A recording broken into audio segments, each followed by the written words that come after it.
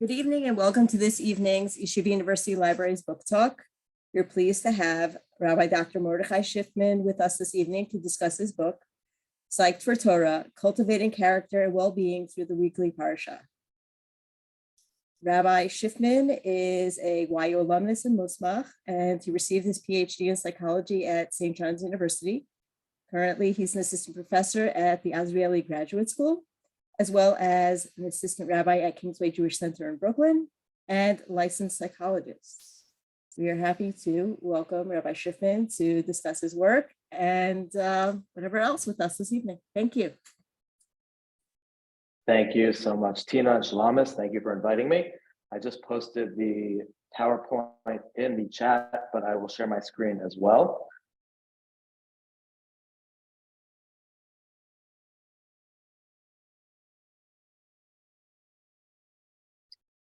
So my book is called Psyched for Torah, and what I want to do with you this evening is give you a little glimpse into the book, but more broadly speaking, give you an idea into the methodology of how to find psychological insights and themes within Jewish texts, particularly the Parsha, but as we'll see at the end, this can be done with other texts as well. So by the end, I don't know if you will be able to call yourself a psychologist if you are not, but I do want you to be able to do some of the things that I have done in this book, and you'll see how I went about it.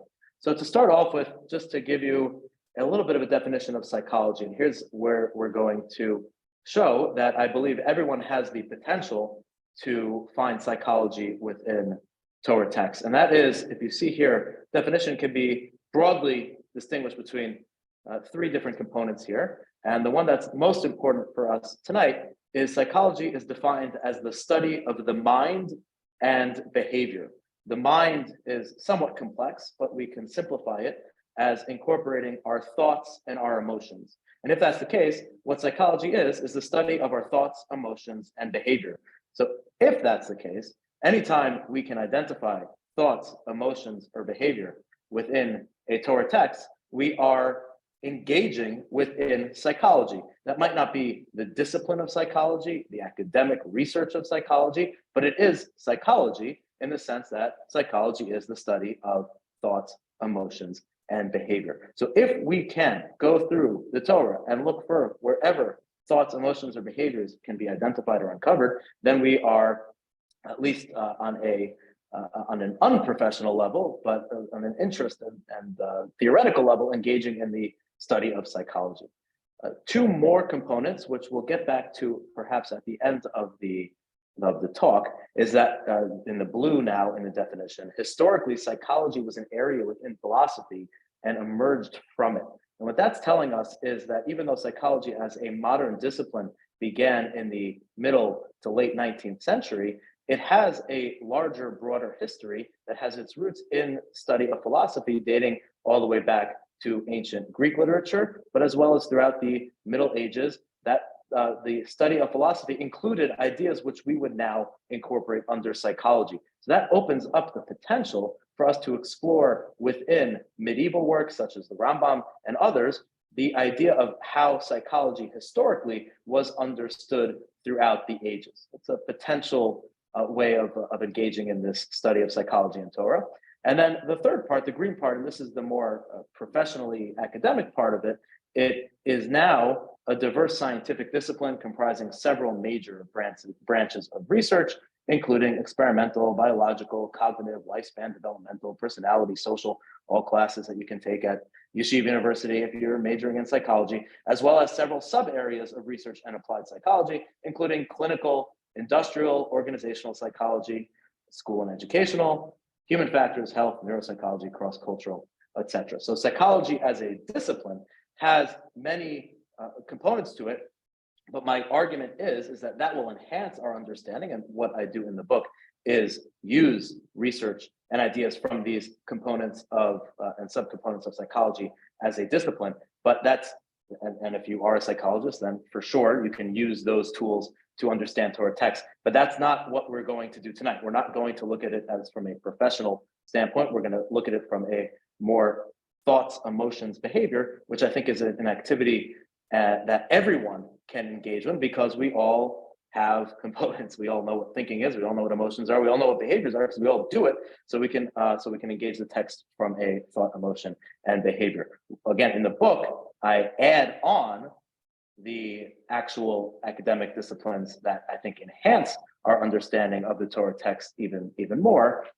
We'll save that for a different book talk. So here are 3 strategies that I encourage all of us that we can engage in when we're studying Torah text with an eye towards psychology. Number 1 is to be sensitive to the words and the stories that have psychological connotations. And in a moment, we'll delve a little bit deeper into that. And I'm going to ask you for your opinions and guesses in the chat. You could type it in to me. What words perhaps should get us excited and think about that word should open up the door for us to think in terms of thoughts, emotions, and behaviors. What Torah concepts can we fit in there? And number 2, we'll see this as well shortly in an example from the book from different Parshios, that we can read the classical Mefarshim once we have a lead in terms of the words that should highlight for us, that should put our radars, our antenna should go off. Once we have those words, we can look in the classical Mefarshim with an eye for psychological insight and nuances, because the Mefarshim had these insights. They didn't have the discipline of psychology, but they were attuned to thoughts, emotions, and behaviors, and had a tremendous amount of insight with understanding human psychology. And then finally, the third thing we can engage in to understand psychology within the Parsha and text in general is to look for psychologically oriented modern commentaries. There are commentaries that focus and have even if they're not an academic discipline of psychology, but are psychologically bent. They have great insights in psychology. So what I would like to do with you this evening is to go through some examples of this, show you how we can engage in this, and then point you towards the book where I write these up and combine them with the discipline of the academic discipline of psychology for further insights. The main goal of, and there's a running theme within the book, as the subtitle of the book is called, bringing you back to the first slide here, cultivating character and well-being through the weekly Parsha. So we're using psychology and Torah text as a lens to enhance our lives, to help others, and to connect with God. So we will have a better chance at flourishing. So there's a goal for why we're using the psychology and combining it with the Torah. And here we go. So in the chat, if you can type into me, can you think of either words or concepts, ideas to look for as you're reading the Torah? What words pop into your head that we should be looking into? You can send it directly to me. I don't think you can send to everybody, but if you send it to me, I will get it. Okay, we got some are coming in here. Generosity, sensitivity is a good one. Anger, that's also a good one. Jealousy,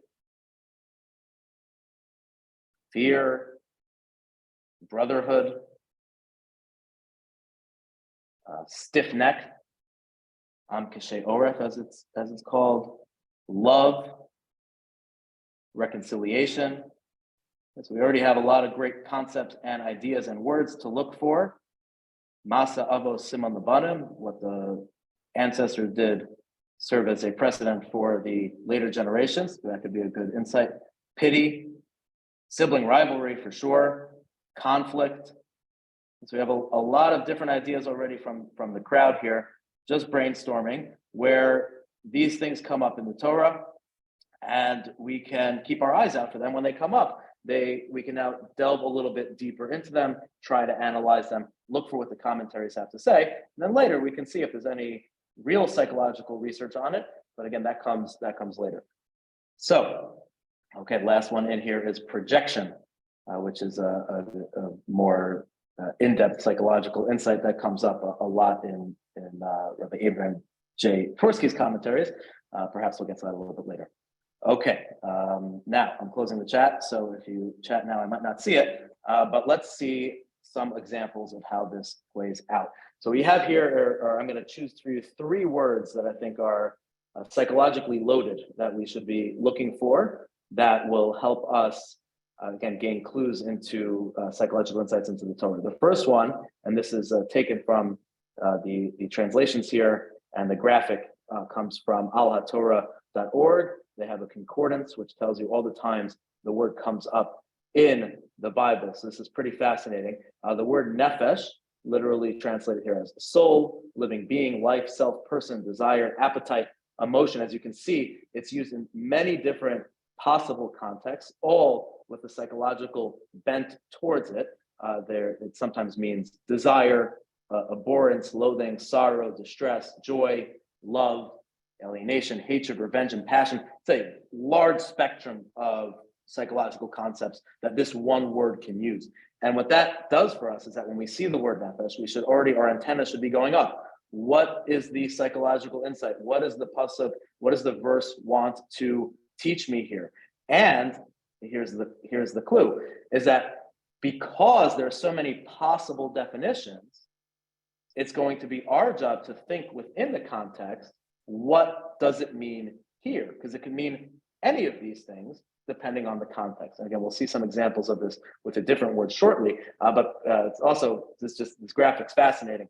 You can see how it's spread out. The word comes up many times throughout the Tanakh, the Bible, a lot in Bereshit, some in Shemot, a lot in Vayikra, the Midbar, Dvarim. These are the 5 books of Moses, comes up a bunch.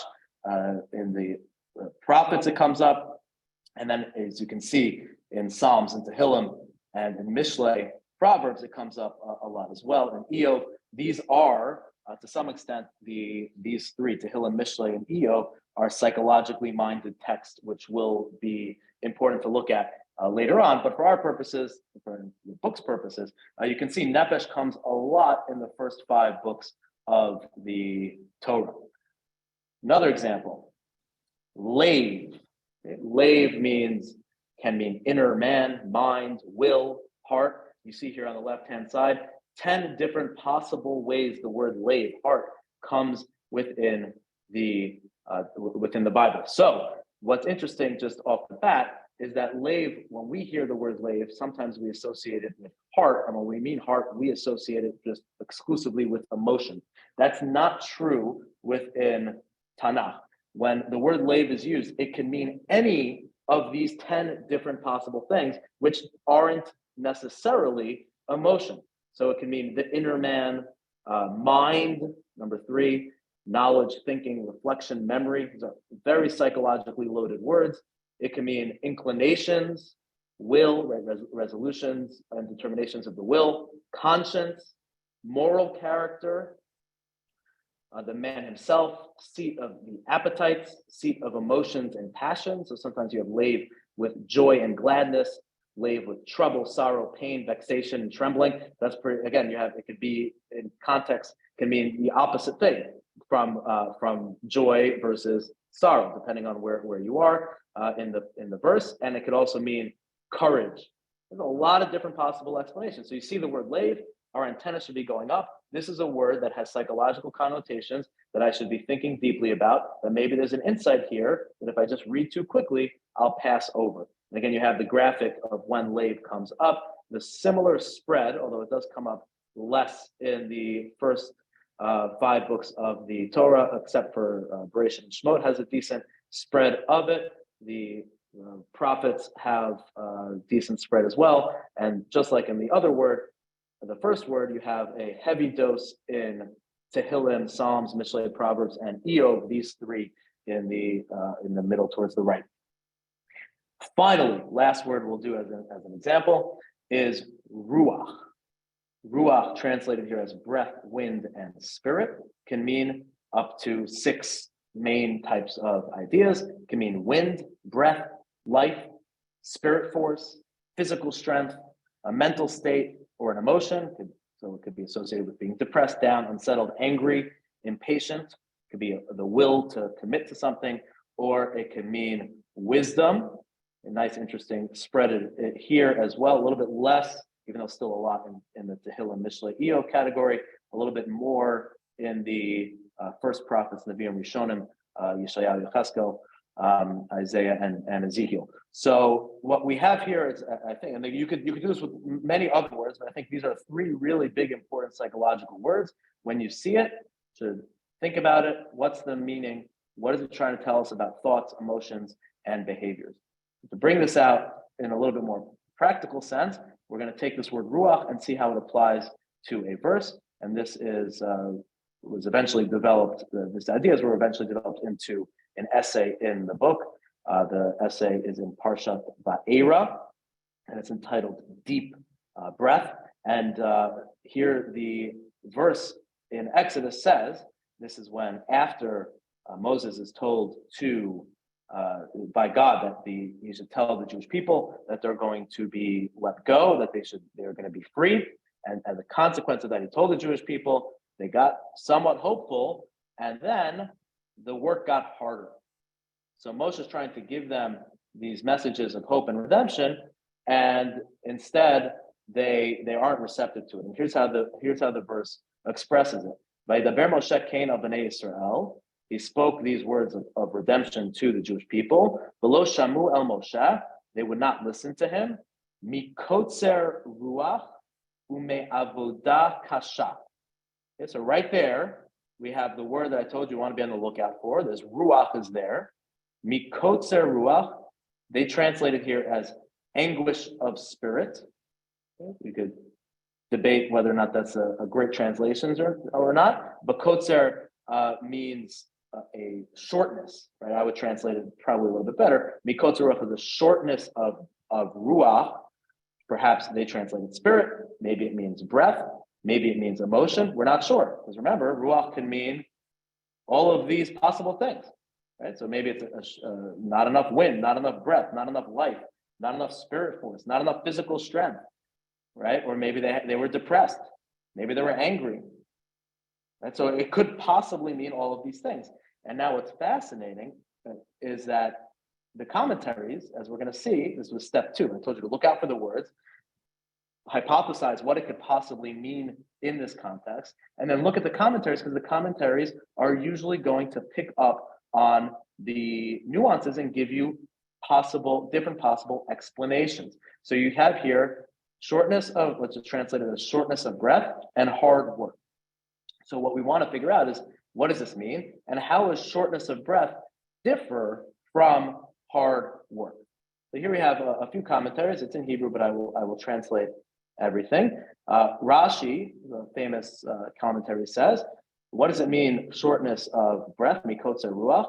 Kol mishu meitzar, anybody who is in pain, rucho v'nishimato kitzara. Their breath and their spirit and their breath, nishima is actually the breathing, is short. They have shortness of breath.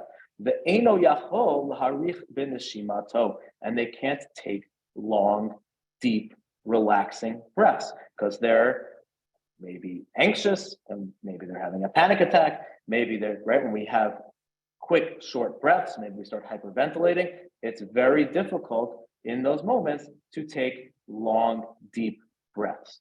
So Rashi is already giving us some clues in terms of some psychological insights. And here, the Gur Aryeh, the Maharal, is a commentary, it's a super commentary on Rashi. So Rashi is a commentary on the Torah, and the Maharal is a commentary on Rashi. So he elaborates and says that if you pay careful attention, it says 2 things. There's shortness of breath, and then there's hard work. So he says those are 2 separate things. V'yira lomar ki shnei dvarim heim shelo shamu. There are 2 reasons why they weren't able to be receptive to the message. Ha'echad, the first is mikotzer ruach. So how does he translate the kotzer ruach here? Shehayu do'agim al hamalacha shehem tzrichim la'asot. They were anxious. They were worried. So he's adding an element here that Rashi didn't say explicitly. He's saying that the emotion that they felt, that mikotzer ruach here means that they were anxious because they had so much work to do. Maybe we can empathize with such an experience, at least to some extent. Anybody who thinks about a difficult task that they have to do, hu doeg umatzirlo, it worries them, it causes them pain, suffering, and as a consequence, the nishmato kitzara, They have this shortness of breath. So that's reason number one. But the other reason is v'gam od siba acheret is me'avodah kasha, the hard work. Shayu chalashim, they were weak. V'lo hayad da'atam yushevet alayim, they weren't able to basically have peace of mind or comfort. So Rashi's Maharal within Rashi is explaining that there's two different elements. The reason why they weren't able to listen to is they were physically exhausted from the hard work. That's element number one. But it's more than that, because it was psychologically distressing. They were anxious. It was too much to do. They couldn't handle it. So they were unreceptive. And again, this is what anxiety does to us. Anxiety makes us shut down and not being able to be to learn or be receptive to messages of hope. It usually keeps us confined and constricted in our thought processes. And as the physiological manifestation of that is shortness of breath. Before we try to figure out how to fix this, let's look at two more quick sources. As we've mentioned, ruach can mean many different things. So we've had pain, suffering, anxiety. We have a similar manifestation in the Ramban, Nachmanides, source number 3. B'kotzer ruach, he says, hu pachdam, fear. Now, fear and anxiety aren't exactly the same thing. And here the fear is manifested not in terms of the work they had to do, but shelo yahargein paro b'cheret. They were afraid for their lives. It was a physical, mortal danger that they felt fear for, that Paro might have killed them. So here you have another, this is what I'm trying to show you. The commentaries take this word, which is vague to some extent and can mean many different things, and you start having a spread of different options of psychological insights into what was happening in the minds of the Jewish people while they were in Egypt, based on this verse. You have anxiety, you have fear, and then interestingly, number 4 is me'avodah kasha, the Psyched Zutarta, which is a type of homiletical medrash on the Chumash, on the Bible. It says milamed shehaka'as misaleget hadas. So kas is anger. So he's saying that anger. What were they? Maybe they were anxious. Maybe they were afraid. But this source argues that they're actually angry. Why were they angry? Maybe they were angry because Moshe told them that they were going to be free, and now they have to work harder. Maybe they were angry that they were slaves. Maybe they were angry at a lot of different things. So here you have a third emotional possibility within the commentaries, that perhaps they weren't anxious or afraid. They were angry. So here the same word, the ruach, is a clue. Our antennas go up, and then we want to think through, what could the Jews have possibly been going through? What would it feel like? What would I feel like in such a situation? And maybe I'd be anxious. Maybe I'd be afraid. Maybe I'd be angry. Maybe I'd be hopeless. And there are more commentaries, just for the sake of time. I didn't quote all of them. I do quote them in my essay on deep breaths in Psyched for Torah. But you have other possibilities here. And by us having our antennas up, thinking, what is thoughts, emotions, behaviors in this situation? What would it be like? How can I relate to this? Look in the commentaries, which give us a language that we might not have seen on our own. And now we have a wonderful insight into what the Jewish people might have been feeling at that time. They were anxious, they were afraid, they were angry, maybe a little bit of everything. They were hopeless, they were unable to receive the message of hope from Moshe. Where the insight now can come full circle is by following psychological therapeutic techniques. What are you supposed to do when you're anxious and you're short of breath? So you have to learn how to take deep breaths. Right? That's a big part of the intervention. Yes, there are ways we want to think differently, but physiologically, we need to learn how to increase our breathing techniques to the point where we can take what's called diaphragmatic breathing, belly breathing, where we can change our short breaths to being longer and more physiologically resetting our negative emotions to the fact that now we could be receptive to other people, we could listen, we could pay attention, we could be productive, because the deep breaths are counteracting the shortness of breath. And again, I refer you to the Psyched for Torah on Parsha Va'era to read a little bit more about that. But I think this illustrates the first part of our methodology, which is look for the word, and then second part of the methodology, look for the commentaries and see the span of ideas that they bring out. Let's look for another example here, and this brings us to this week's Torah portion, Parsha Vayishlach. And I guess anxiety is in the air, so this one's also about anxiety. And the verse says, "Vayira Yaakov ma'od vayetzer lo." Yaakov, Jacob, before he was confronting his brother Esav, he was afraid and he was distressed. So therefore, he split his children into different camps, and he split the animals into different camps, and he strategically started figuring out how to deal with this eventual confrontation with his brother Esav. What the commentator, so here we have two words, that psychologically oriented words that our antenna should be going up with. One is fear, by yirat, it's an explicit emotion word, so emotions should be on our radar. And then by yetzer, similar to how the last example Rashi used the word yetzer, it's distress. These are two emotion words that are going to point us to a psychological insight. And what's interesting here is that what the commentaries are going to be bothered by is the seeming redundancy, to the extent that fear, we have to distinguish between fear and vayetzer and distress. There's two emotions going on here.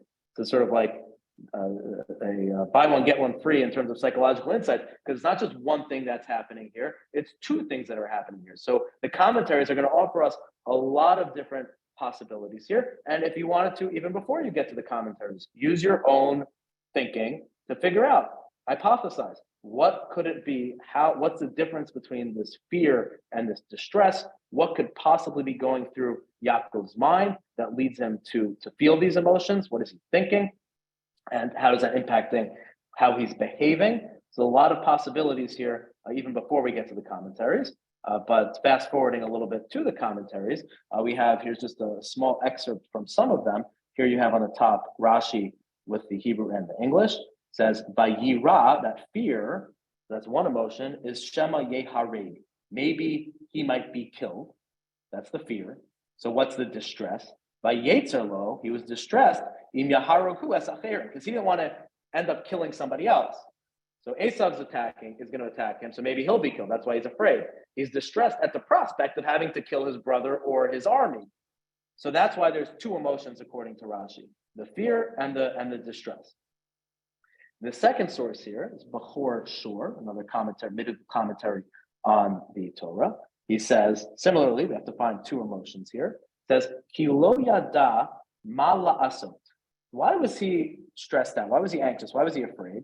Because he didn't know what to do. Right? Put yourself in Yaakov's shoes for a second. His brother's coming at him. He knows that, but he doesn't know what his brother's mindset is. So if his brother's coming to kill him, then that's one way of preparing, right? So if he knew he was coming to do bad to him, he could have ran away. He could have protected himself. He could have fought back. But maybe Esav is coming to honor him, to greet him, to say hello, reunion. So then, if that's the case, then he's in a bind, because in Yivrach, Yasim lo lev, v'yir lo derech sina. Then if he runs away, if Esav's coming to greet him for a reunion with good intention, but Yaakov runs away, then that's going to look like a hostile move of hatred. So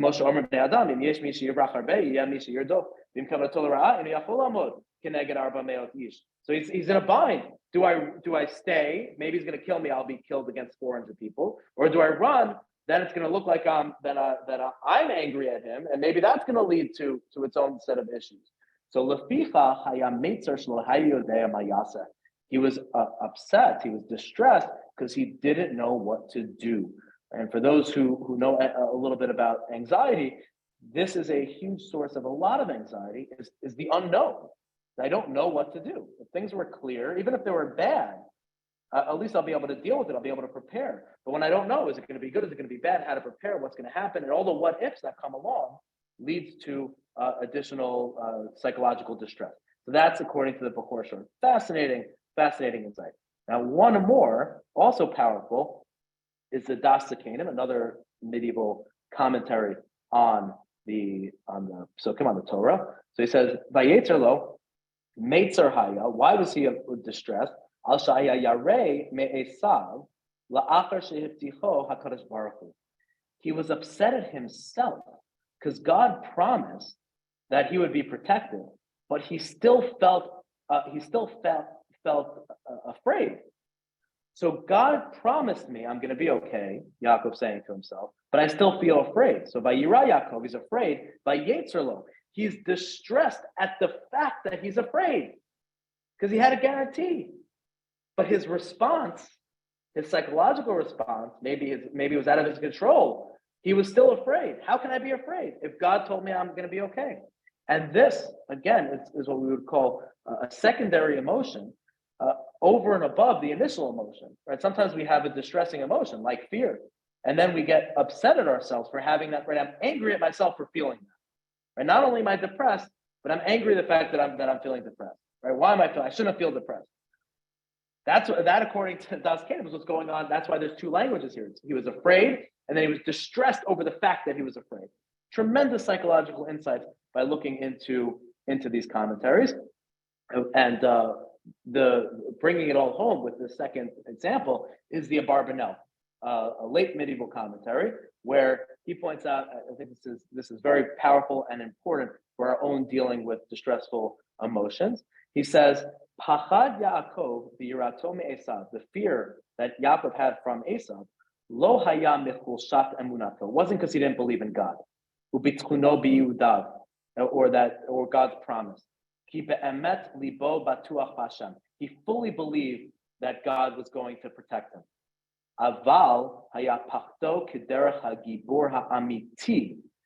This was real fear because courageous actions. And if you read a little bit further on, he's quoting Philosoph Sefer Hamidot, Aristotle in his Nicomachean Ethics, that courage is not the lack of fear. Courage is acting despite the fear. So what the Abarbanel is saying, step number one, is that Yaakov had full belief in God, but he was afraid. How is he afraid if he had belief? Well, being courageous doesn't mean that I'm not afraid.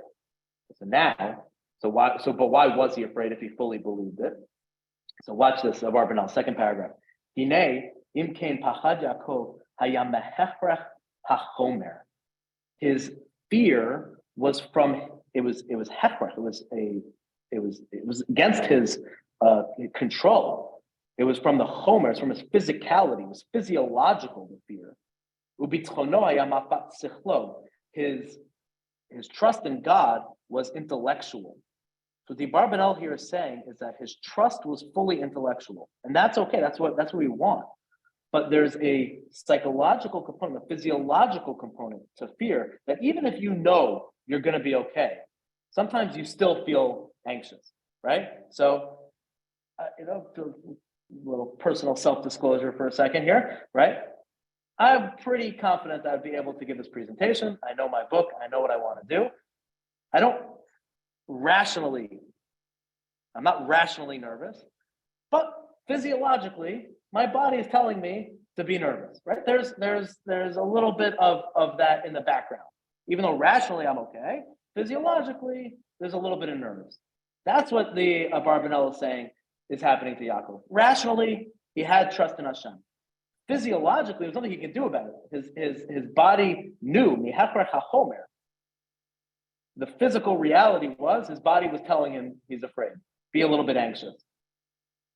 Now, and he brings a great example here. At the end, he says, we find this with, I'll just paraphrase in the English, we find this with somebody who's sick and they have to take some level of medicine. And I guess back then, the medicines, Michel Shell, it was going to cause him some problems. The medicine would heal him, but give him some bodily harm along the way. So it was going to save him, but cause some damage. So he knows that he should do it, and he knows that it's important, but still, his body's going to get nervous before he gets that. Right? When you go to get an injection, you're getting a vaccination, a shot, whatever. You know it's good. You know you're supposed to do it, but you still get a little bit afraid beforehand because sometimes there's just a physiological reality to the fear and the anxiety. He says that's what's happening to Yaakov. Yaakov was confident in God, believed in the promise, but there's a physical reality of the anxiety and the fear as it manifests. And now what's important bringing this home is that according to Abarbanel, and again, I elaborate on this in my Psyched for Torah on this week's Parsha, healthy anxiety, is that this anxiety is okay for Yaakov to have, and it doesn't get in the way of what he needs to do, which is prepare for all the possible scenarios that might come up, which is exactly what he does. Where anxiety becomes unhealthy is where it paralyzes us and leads us to not act because we're just too nervous and we avoid. There's nothing wrong with feeling a healthy anxiety. That's natural, Barbanel is saying. That's physiological, as long as you have the rational trust in God and you then go act appropriately by preparing yourself for the possible outcomes, and Yaakov serves as that paradigm. So that's example number 2. We saw Kotzer Ruach Avodah Kasha, the Jews' shortness of breath, counteract that with deep breaths, and we see healthy anxiety within Yaakov. Do one more example, and then we'll bring this to a close. Case study 3, a second example in Parsha Vayishlach, and here is this week's Torah portion. Here we have a what I would call my third methodological point from before. If you remember in the beginning, I said there are 3 things to look out. Be sensitive to words and stories that have psychological connotations. So we've seen that. We've seen the words to look out for. Then read the Mefarshin with an eye towards psychological insight. We did that. We saw that with our 2 examples. And here, the third suggestion is to read psychologically oriented modern commentaries, because often, even if they don't use psychological language, they will give us insights that we can then expand into the psychological realm. So 2 of those types of modern, commentaries that have psychological insights, even though they don't use psychology as a discipline, we'll see in a moment. It's based on this other verse here. We're told after Yaakov fights Esav that he goes and has a battle with an angel. And the way that it's described is that Yaakov leaves his family and is confronted by this angel or this person, unclear exactly what's going on, and they have this battle until dawn. The way that's presented in the verse is Vayivater Yaakov levado. Jacob was left alone, levado. So we're going to see now 2 totally opposite insights from this word, psychologically oriented insights that teach us 2 truths that I would argue need to be balanced out. And that is the first one. It comes from Rabbi Yerucham Levovitz, the Das Torah. This is a Musar work on it's a ethical teachings related to the weekly Torah portion from a very psychologically minded person from the early 20th century. And we're not going to read all of this inside. I will explain it to you outside. And again, you can read this. I wrote this up for this for Insight for Torah for this week's Torah portion. What Rav Yerucham Levovitz argues is that the concept here of Yaakov being left levado, alone, is that it connects, this word levado, alone, relates to a verse that we know about God, where it's told in Isaiah, V'niskav Hashem levado. God will be exalted levado, alone, by himself. And so there's a connection between God's aloneness and Yaakov's aloneness. So and it seems to be something positive. What's the message? Why is there a connection between, what's the value of aloneness? So what Yerucham Levovitz develops here is that levado, from a godly perspective, from a divine perspective, is that God is basically self-sufficient, right? Can do anything on it. It doesn't need us. Right? He can do anything on his own. He can take care of the world on his own. And it's completely alone in a good way, in the sense that he can be self-sufficient. And that is what Yerucham Levovitz says we're being taught about Yaakov at this point. Yaakov is levado, meaning he's finally got to the point where he can be self-sufficient. He can take care of himself. He can fight for himself, and that's going to help him move forward in terms of creating a new nation moving forward. So the levado here is teaching us a psychological importance of self-sufficiency.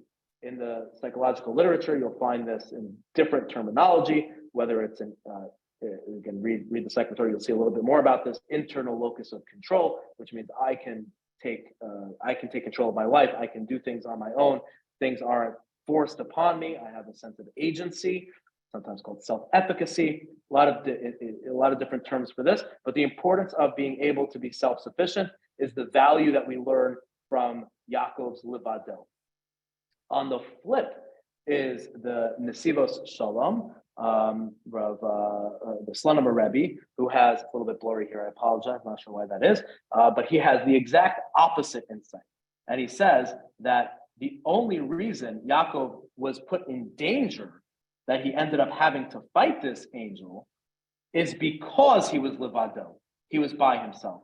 The second he separated himself from his family, he was put into danger. And the Slonimer Rebbe's argument here is that the value of togetherness, of community, of being part of a group. And both of these are tremendously important psychological insights that are both, they're opposite, but both true, right? It's important for us to feel connected to others. It's important for us to have relationships where we can rely on others and we can be there for others. And it's also important for us to be, as best as we can, to try to be self-sufficient, to be able to take care of ourselves, not to overly rely on others. So from the same word, from the same story, from the same livado, we have two opposite psychologically minded insights from two modern commentaries who aren't quoting to you psychological studies, but what they're doing is they're finding, because psychology is mind, behavior, and emotion, they can pull out from the stories what the messages we can have about how we can be psychologically, what we can learn psychologically from the stories in Chumash. Just to sort of sum up and show you some future directions, and I'm happy to take any questions that people might have. This is sort of a summary of what I do in Psyched for Torah. In Psyched for Torah, I go through over 100 different essays on the Parsha, on the weekly Torah portion, around 2 per week, and they're all different. They all have different insights from commentaries, from words in the verses, like we've been doing today. Plus, I add the modern psychology from the discipline side, the academic side of it, the research, the theories, and the people that you would confront and deal with within the discipline of psychology. And there's a lot of, I think, insights there in terms of, again, how to cultivate character and well-being, that we can combine the Torah and psychology to get there. What I'm working on now for future projects, and I'm pointing this out for anybody who's interested in this to either follow, or if you're able to interested in collaborating or discussing or learning with me, I'm happy to spread out and meet new people and learn new things. One thing we're doing now is Psyched for Avos. So I'm taking the similar methodology related to the Parsha and putting it to Pirkei Avos, ethics of the sages. And you can subscribe. It's a weekly email I send out. You can subscribe to that psychedtorah.com. We're working on trying to integrate that into schools as well. I'm working on another book, Psyched for Tshuva, dealing with concepts of repentance, topics that we teach about here at Azrieli and other courses at YU relate to positive psychology, happiness, well-being, how that relates to Torah. And then finally, in more of areas of academic interest, I am interested, going back to what I brought out before, is that there is a whole discipline related to studying psychology in previous generations and how there's a history of emotions and a history of philosophy and psychology. And if we can study that from a Jewish studies perspective, perhaps we can gain even more insight, understand the Chazal better, understand the Rishonim better, to see where the psychology was during their time and how that perhaps impacted and gives a better, deeper understanding of them. So these are a few of the things that we're working on. And yeah, feel free to keep in touch. I'm here to answer any questions. I guess you can put them into the chat. I think Shalamis is going to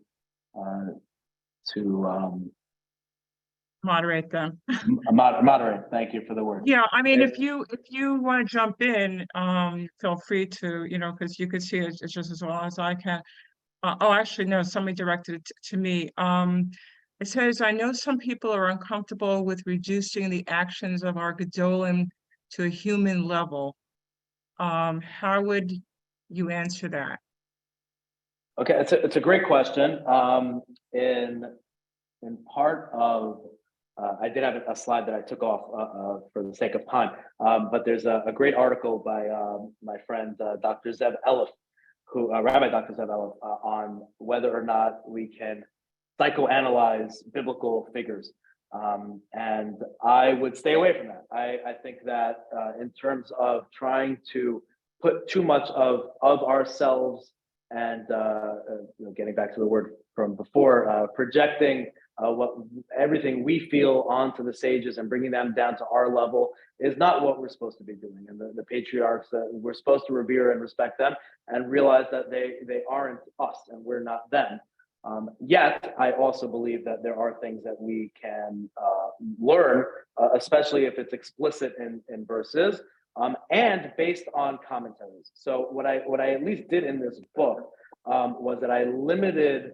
I tried to. I believe. I guess you could catch me on this if you find some difference. But I limited any insight that I would have from psychology about whether it's Moses or or Abraham, Moshe, Abraham, any of the patriarchs, to something that was found in a source, something that's found in the commentaries, because then I felt more comfortable saying it. But I wouldn't just throw out diagnoses and issues and saying they struggled with this, and even talking with conflict and sibling rivalry. I would be careful and use our sources and commentaries to guide that discussion. That's my personal approach for that.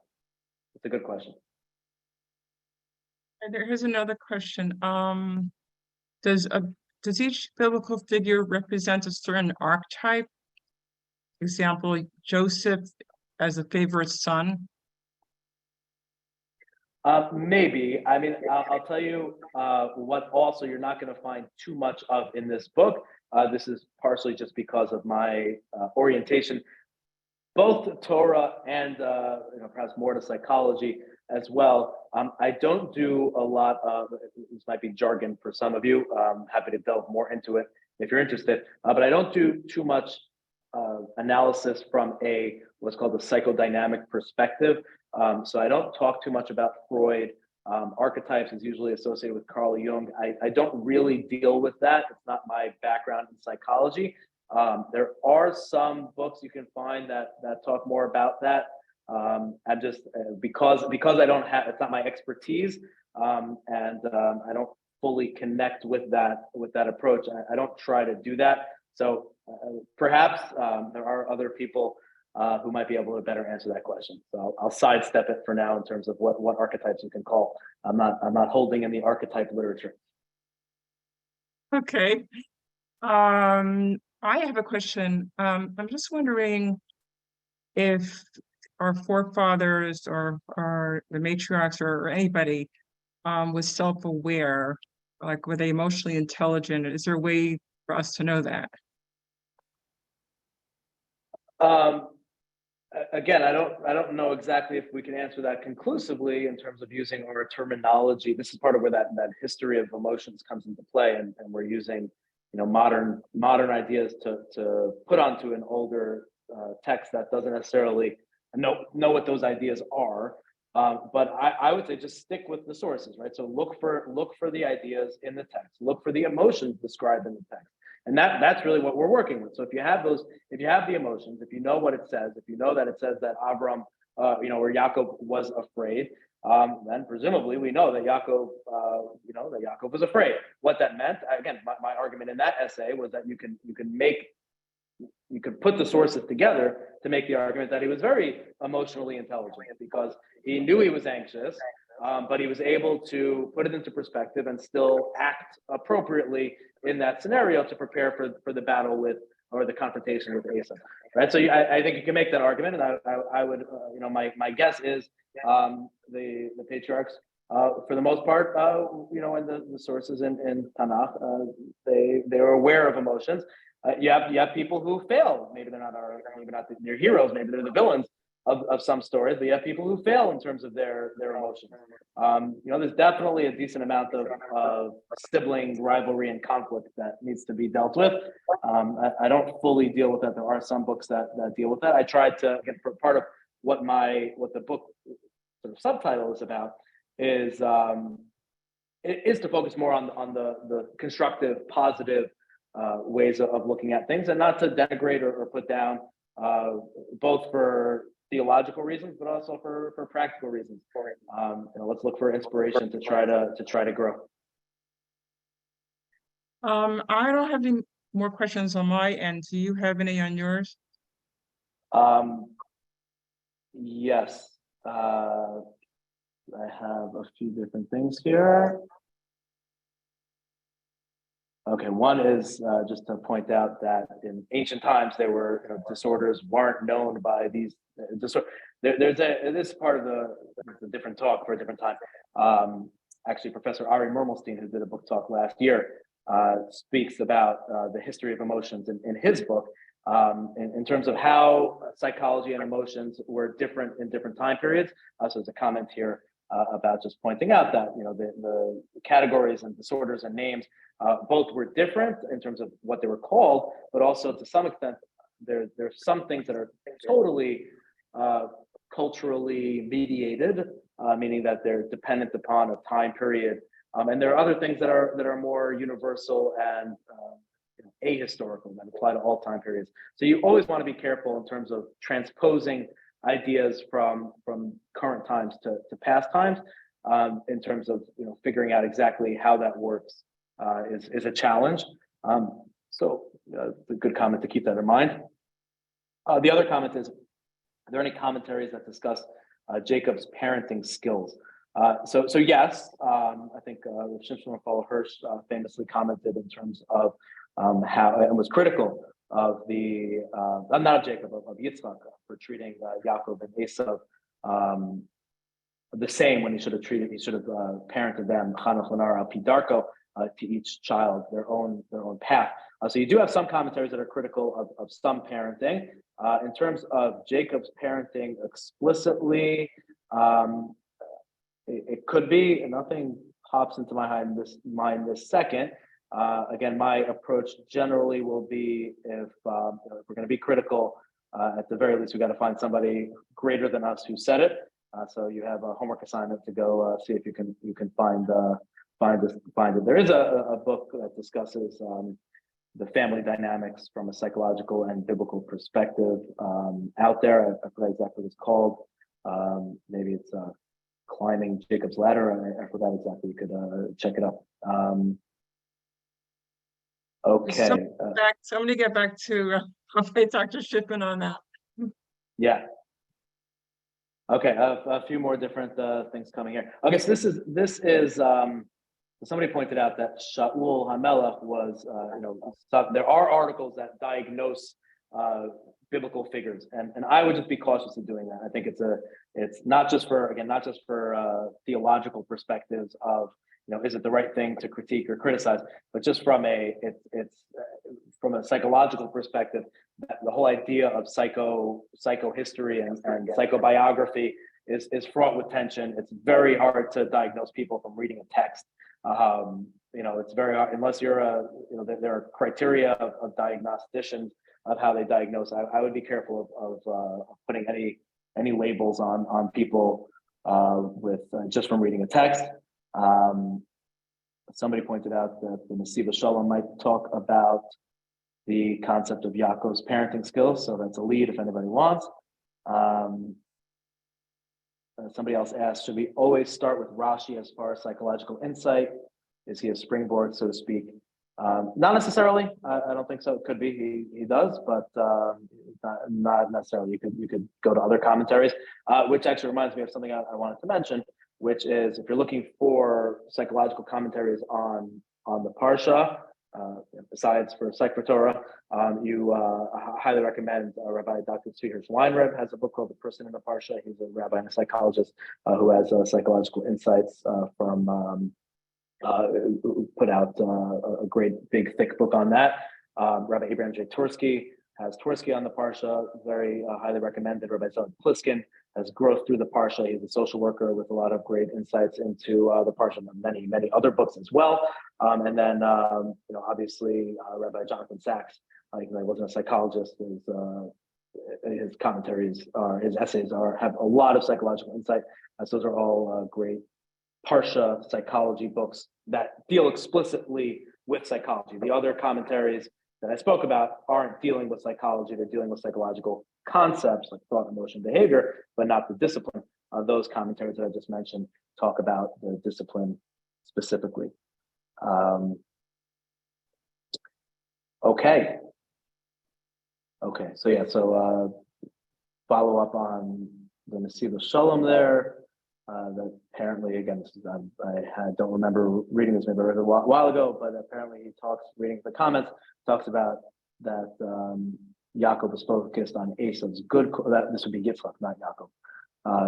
Yitzchak was focused on Esav's good quality, his love for mitzvah kibbutz aim. Okay, so that's, you can check out the Nesiva Shalom on that parenting. Next question. Are there overarching themes about how to contend with emotions like anxiety that we can learn from the Torah? It depends what you mean by overarching themes. I don't think that there's. It could be if you spin a lot of insights together, you can have something. I wouldn't say it's necessarily from the Torah. It could be our reading of the Torah. I was able to look in and find, to some extent, what I was looking to find in the sources, which was ideas that lined up with psychological theory in terms of taking deep breaths, so that physiological reaction. That's that second essay we spoke about. In terms of trying to keep it functional, and even if you're anxious, to prepare, do what you have to do. That was the second insight. Both, I don't know if those are overarching themes, but those are two really important ideas. Off the top of my head, are there other themes related to anxiety? I do talk about healthy and unhealthy emotions and how to deal with emotions, not necessarily anxiety per se, but when Yosef was overcome with emotions when he met his brothers. It says that he went into the other room and he basically washed his face. And that itself is another strategy to use to regulate emotions, to sometimes I think the label of that essay was called freezing emotions or something along those lines, where from dialectical behavior therapy, the idea is when you're emotionally dysregulated, to reset your emotions, your physiological state, to put your face in cold water for a few seconds. That'll sort of hit the reset button. There are a lot of I don't know if I call it overarching things. There are themes that come through. If you have this insight, you look for where the emotions are in the Torah, you can start picking out for what strategies you might be able to use. Okay, I don't have any more questions coming in this way. So okay, so it's about almost 9. It is 9 o'clock. This was fascinating. I love psychology. I love Torah. So it looks just from the faces on the screen, everybody was really into this. And I'm going to follow up with an email, just to remind you about the code to buy the book, or any book from Kodesh Press. Actually, there's 25% off. And I'm putting it in the chat right now, winter 2022. If you have any questions, follow-up questions, please feel free to email me. If you have questions for Rabbi Dr. Schiffman, you can forward them to me, or I don't know if you feel comfortable, if you want to give out your email. My email is right there, Mordechai.Schiffman@yu.edu. Again, you can check out psychedfortorah.com if you like these types of Torah insights. The website has lots of them. You can find some of the stuff in the book on the website. You can find if you subscribe to the new series on Pirkei Avos. So once a week it comes out. It's also featured in the Jewish Press, but you can get it directly to your inbox if you subscribe. I do not spam or send anything else besides for that once a week email, so you don't have to worry about that. No solicitations, just some psychology and Torah delivered to your inbox every week. Okay, thank you very much, and everybody, thank you for coming out. Even though you don't have to physically go to a place, it's still hard to get this into the schedule. So I appreciate you attending. And our next book talk is on December 14th with Rabbi Chaim Dr. and Binyamin Dr., his son. They co-authored a book, A Agadic Mindset. So stay tuned for that flyer. That's going to be coming shortly. And have a great night. So long.